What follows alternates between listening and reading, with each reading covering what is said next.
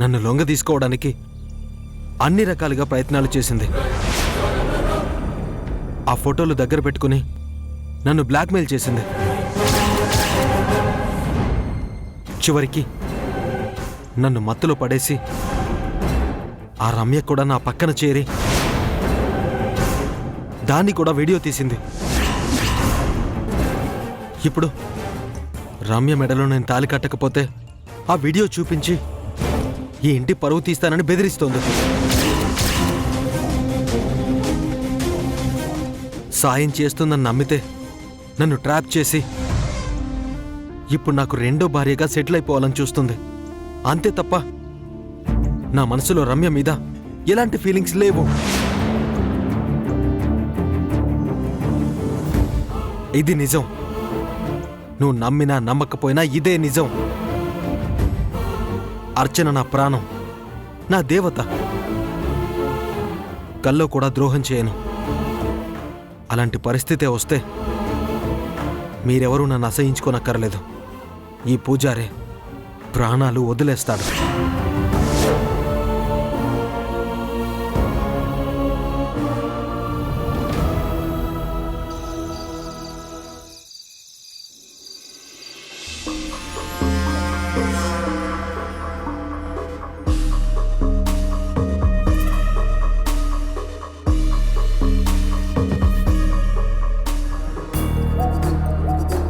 సుభద్రా, సుభద్రా, రావదినా. ఏంటి హరితని రెడీ చేసావా? చెప్పాను కదా, ఎవరెన్ని వేషాలు వేసినా ఈ సీమంతం ఆగదు అని. అసలేం చేసావు? అవన్నీ తీరిగ్గా మాట్లాడుకుందాం. నువ్వు హెల్ప్ చేయి, అవతల టైం అయిపోతుంది.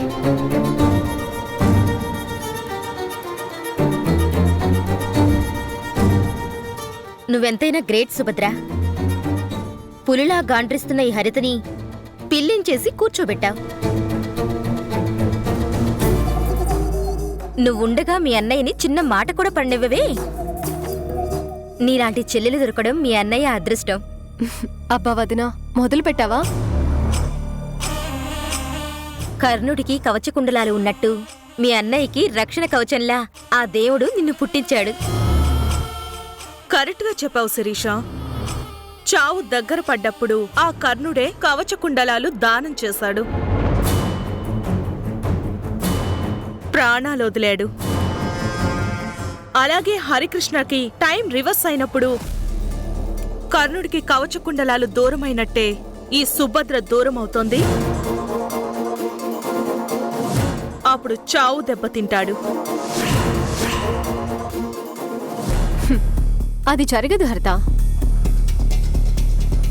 కర్ణుడు దానాల్లో ఎంత గొప్పవాడైనా చెడ్డవాళ్లతో చేయి కలిపాడు. అందుకే దేవుడిచ్చిన వరం కూడా కాపాడలేకపోయింది. కానీ మా అన్నయ్య చెడు నీడను కూడా దగ్గరికి రానివ్వడు. అందుకే నీ కోరిక కూడా తీరదు. ఇకలే, నీ వాళ్ల ఏడుపులు మా వాళ్ల సంతోషాలు చూద్దు గాని.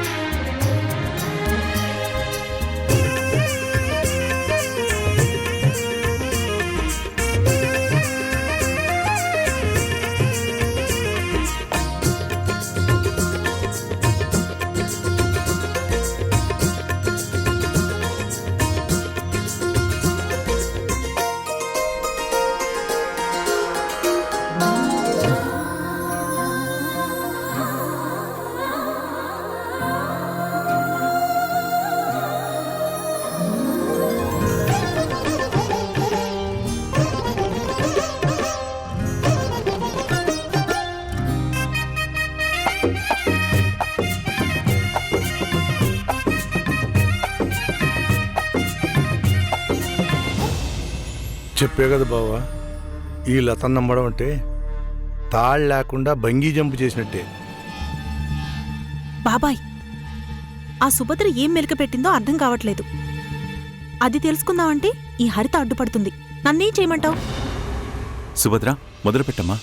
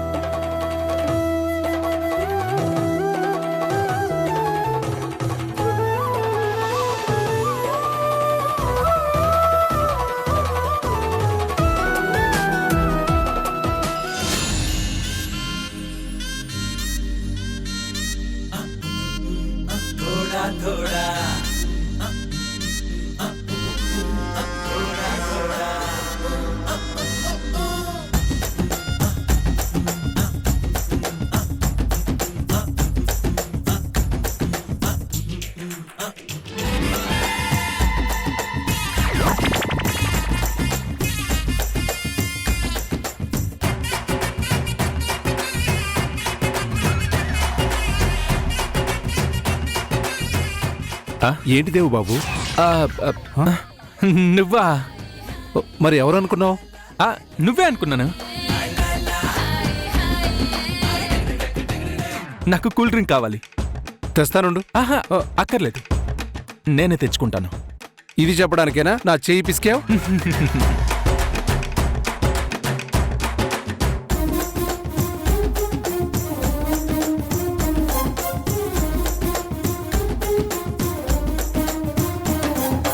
Subhadra, this is too much Subhadra. ఏంటి, నేను కూల్ డ్రింక్ తాగడమా? సింహం ముందు పరువు పోయింది. బాగా వేడి మీద ఉన్నట్టున్నావు. కూల్ డ్రింక్ తాగు, చల్లబడతావు.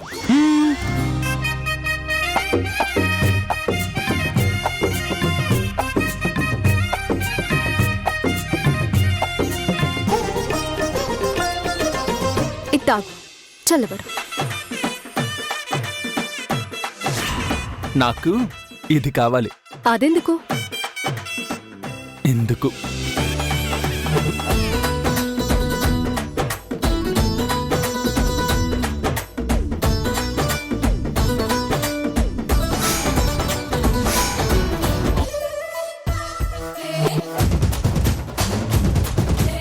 ఛా,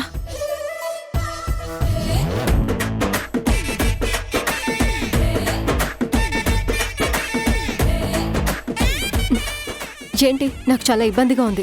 నాకు కూడా ఇబ్బందిగానే ఉంది తీసుకో. నువ్వు ఇలా కష్టపడుతుంటే. అవునా? అయితే నువ్వే సర్వ్ చేయి.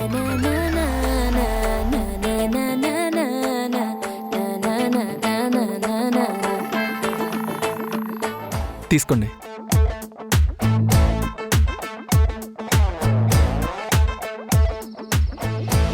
దేవ్, ఏంటిది? నువ్వు సర్వ్ చేయడం ఏంటి? మన పని మనం చేసుకోవడంలో తప్పే ఉంది. పైగా మన ఇంటికి వచ్చిన అతిథుల్ని మనం గౌరవించడమే బాగుంటుంది. నో సింహ, అన్నా ఇలా రా. నువ్వు తీసుకో. అలాగే. పర్వాలేదు బావగారు, నువ్వు వెళ్ళు సింహ. మీరు వెళ్ళండి బావగారు.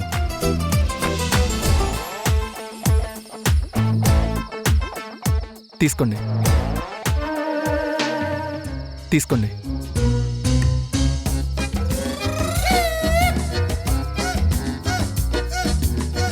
ఆ ఒట్టి కూల్ డ్రింక్స్ అనే చిన్నలుడు. మరేం కావాలి? అంటే ఫంక్షన్ అన్నాక ఆడాళ్ళకి చీరలు ఎంత అవసరం, మన మగాళ్ళకి చీర్స్ కూడా అంతే ముఖ్యం కదా. మీరు చీర్స్ కొడితే బావగారు మిమ్మల్ని కొడతారు. అలాంటి వేషాలు ఈ ఇంట్లోనే కాదు, ఈ ఊర్లో కూడా కుదరవు. అంటే ఏంటి, వియ్యంకుడని కూడా చూడ్డా? వియంకడి కాబట్టే ఇంకాస్త ఎక్కువ పడతాయి. వద్దులే అల్లుడు, ఇదేం మందనుకుంటా. హరికృష్ణ మంచితనమే మంచిగా అనుకుంటా. నమస్తే. తీసుకో బావా. చీనోర్మి. వద్దా? ఓకే.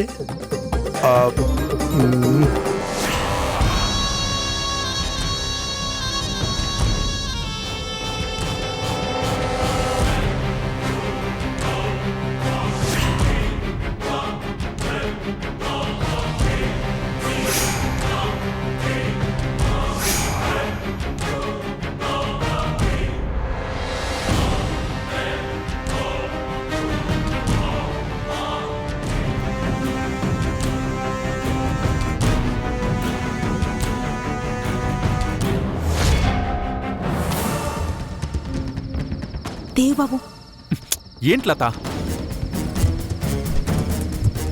ఏంటిది? ఇంటల్లుడు వయ్యుండి ఈ పనులన్నీ చేయడమేంటి? అందరి పరువు తీస్తున్నారు. లేదు, సుభద్రలో నా మీదున్న ప్రేమని బయటికి తీస్తున్నాను. ఏంటి?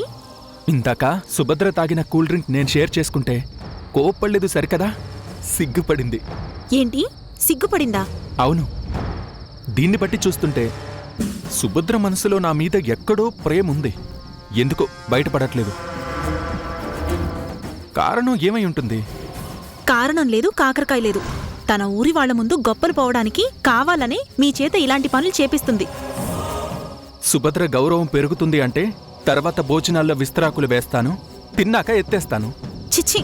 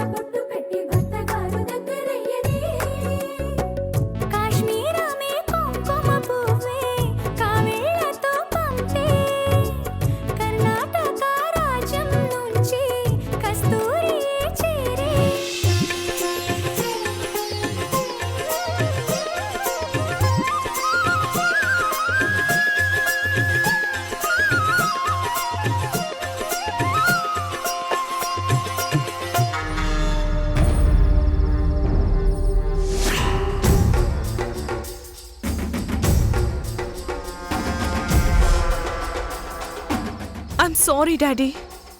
నాకు సారీ చెప్పడం కాదమ్మా, మీ అమ్మకేం సమాధానం చెప్తావు? నాకు ఈ సీమంతో వద్దని నువ్వంటే ఆ సుభద్రని చంపైనా సరే ఈ సీమంతో ఆపమని చెప్పింది. మా అందరి నోళ్లు మూయించి కారణం కూడా చెప్పకుండా వెళ్ళి శ్రీమంతంలో కూర్చున్నావు. రేపు మీ అమ్మకేం చెప్పాలి? ఊరందరినీ పిలిచాడు. నా కూతురు అన్నమాట మీద నిలబడుతుంది, ఈ సీమంతం ఆగిపోతుంది, అప్పుడు వాడి జనం ముందే వాణ్ణి అవమానించొచ్చని ఎంతో ఆశగా వచ్చాం. చివరికి ఈ ఊరంతా మెచ్చుకునేలా ఈ శుభకార్యం జరిగిపోయింది. దీనికి కారణం నువ్వు కాదు, మా చేతులు కట్టేసి వాడి ముందు తలదించుకునేలా చేశావు. Daddy please. నీ కన్నీళ్లు కాదు హరిత, కారణం కావాలి. గదిలో ఏం జరిగింది? ఆ సుభద్ర ఏం మాయ చేసింది? ఎందుకు భయపడ్డావు?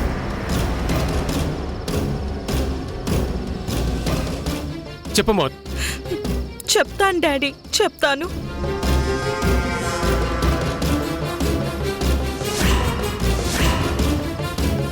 చెల్లెలి కాపురం చిన్న భిన్నమవుతుంటే ఏమీ చెయ్యలేక ఆ హరికృష్ణ నిస్సహాయంగా కూలిపోవాలి.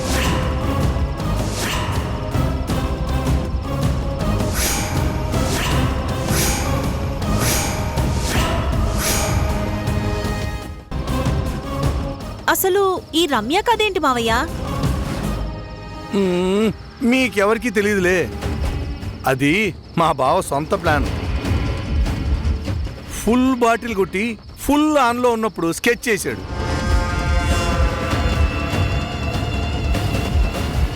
సుభద్రని ఏమి చేయలేకపోయినా అర్చన ద్వారైనా హరికృష్ణని ఒక దెబ్బ కొట్టచ్చు అనుకున్నాడు.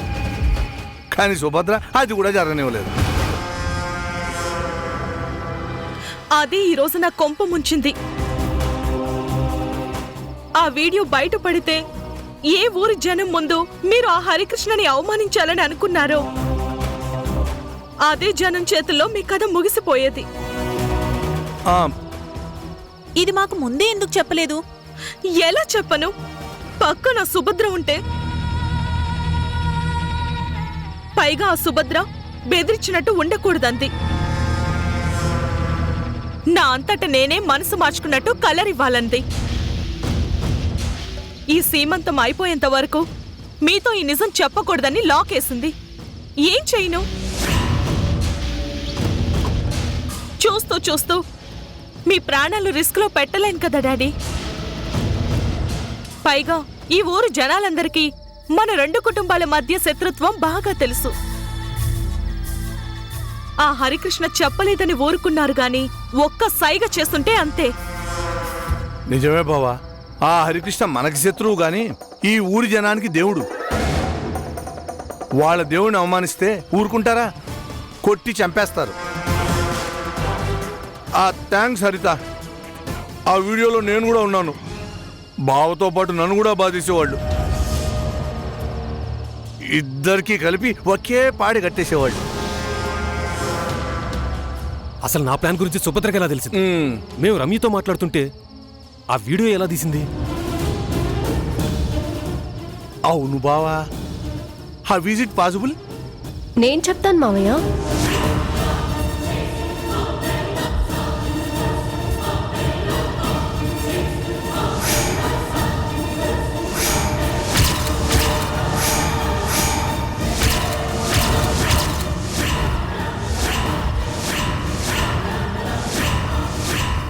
మీకు ఆ రమ్య నుంచి ఫోన్ వచ్చినప్పుడు చాలా టెన్షన్ పడిపోయారు. అవన్నీ నాకు తెలీదు, పని జరిగిపోవాలి అంతే. రమ్యని కలవడానికి హడావిడిగా బయలుదేరిపోయారు. నువ్వేం రానక్కర్లేదు, నేనే వస్తాను. పద. మీ మాటలు మీ కంగారులో నాకు అనుమానం వచ్చింది, ఫాలో అయ్యాను.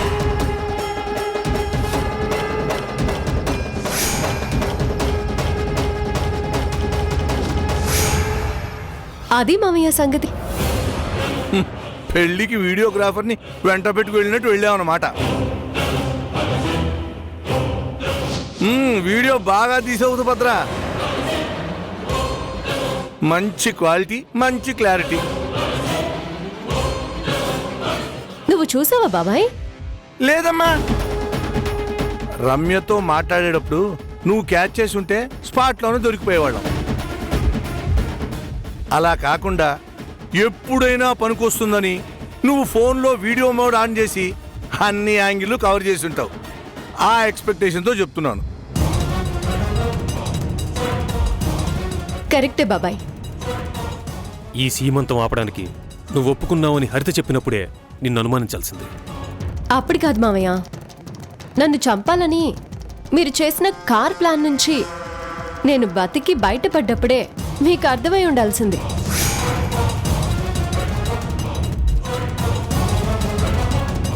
మా అన్నయ్యని అవమానించాలని ఏడిపించాలనే మీ కల కలగానే మిగిలిపోతుందని.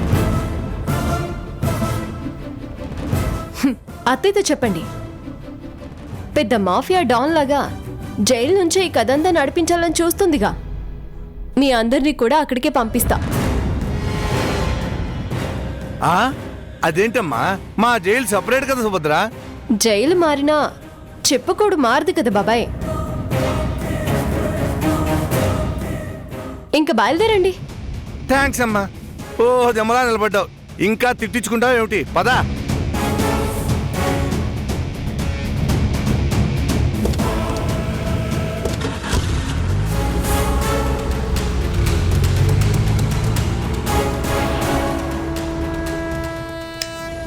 నువ్వు రా, నీ టైం కూడా దగ్గర పడింది. పద.